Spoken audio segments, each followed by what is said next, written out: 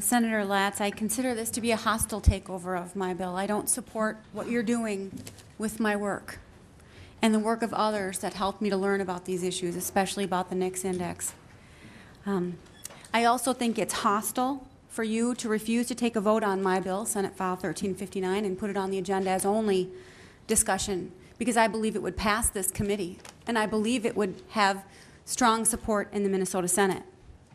But more importantly, Senator Latz, I believe this effort is hostile to law-abiding gun owners in the state of Minnesota.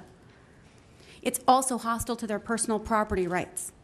But more importantly yet, it's hostile to the principles of the Second Amendment, which creates a right of gun ownership, not a privilege. It imposes on Minnesotans' rights. So, under your bill, if I understand it, you're going to try and regulate those private transactions between private individuals over their backyard fence.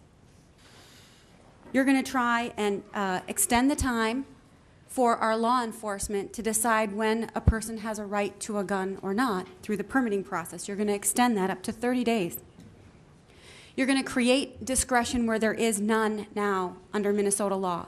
When we passed the concealed carry law, we all agreed that the law enforcement should have a shall issue requirement so that there wasn't discretion, so that the sheriffs and the chiefs weren't making arbitrary decisions, that it wasn't one way with one applicant and another with another, and that their personal relationships wouldn't get in the way, that they would be required under Minnesota law to fulfill the right when someone does apply for a permit.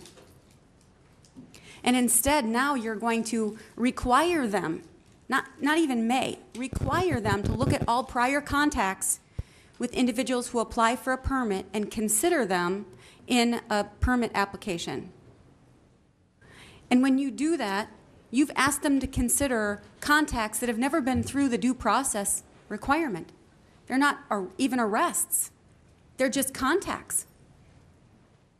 They're completely unreliable in determining the basis for denying someone their constitutional rights. And then even worse, you impose on folks, individuals with mental illness, Madam Chair. No due process. So we may have returning veterans who won't want to get help, who won't want to go to a 72-hour hold. They might fear that they might not be able to then exercise their Second Amendment rights. You've changed many of the legal standards. It seems to me, Senator Latz, that this is a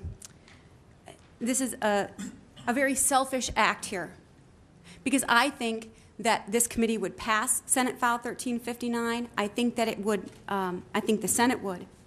We should be targeting gun crime and not law-abiding citizens. We should crack down on straw purchases. We should improve the state and federal background check system. We should improve the reporting for court-determined mental health disqualifications and create a process for restoration of rights. We should strengthen the penalties on felons and repeat criminal offenders. We could do all that without imposing on the Second Amendment rights of law-abiding residents. We don't need new restrictions on gun purchases or ownership. We don't need any kind of impact on law-abiding citizens. We don't need universal background checks. We don't need to repeal or roll back the shall issue law of the concealed carry. And Madam Chair, Senator Latz, members, I wish that you would put Senate File 1359 back on the agenda for tomorrow. This committee could still pass a bill that Minnesotans could believe in and support.